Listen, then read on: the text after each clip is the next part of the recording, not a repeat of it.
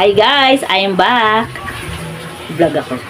Kasi kahapon, nag-launch yung Amazing World Marketing Corporation ng bagong product. Ito siya. Yan. Amazing Barley Plus. Kanina, paggising ko, dati-dati kasi, paggigising ako, inom ng mainit na tubig. Kung mayroong paragis, inom ng mainit na paragis. Tapos, inom ng kape. Yan. Hindi ko nga nabuksan. Bumili ko pero hindi ko nabuksan. Kasi, ininom ko kanina. Yan, barley. Tapos, barley lang. Bigla akong may naisip. Dati kasi yung kape, inuulam ko sa kanin. Ngayon, yung barley na iuulam ko sa kanin. Wow! Yan na. Gagawin ko siyang pang siya na yung pinakakape ko. Kasi, bakit? Out of stock yung Amazing Coffee. Ganyan lang yung tubig niya. Pero pwede naman punuin. Kasi lang ako gusto ko yung matapang. Pero, hindi mo siya matabang. Matapang lang ang gusto ko. Gusto ko yung tapang na kaya akong ipaglaban. Natutunaw siya kahit hindi na mainit.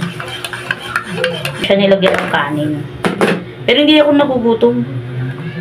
Ngayon ko pa lang siya lalagyan ng kanin.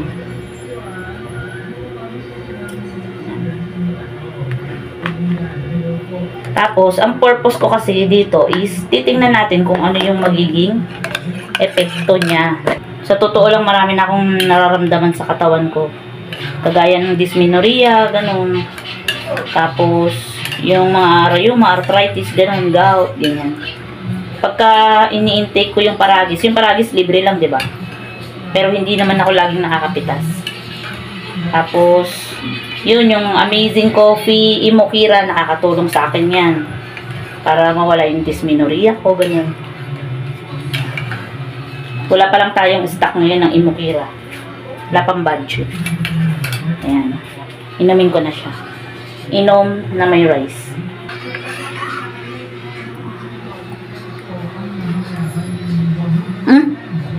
Nakalimutan ko manalangin. Wait lang. No. Wala siya masamang lasa. Promise. Out of stock ng Amazing Coffee. Kaya, Amazing Barley muna tayo. No? Tapos, kahapon sa launching, may ginawa kahapon sa launching. Nag-blend sila.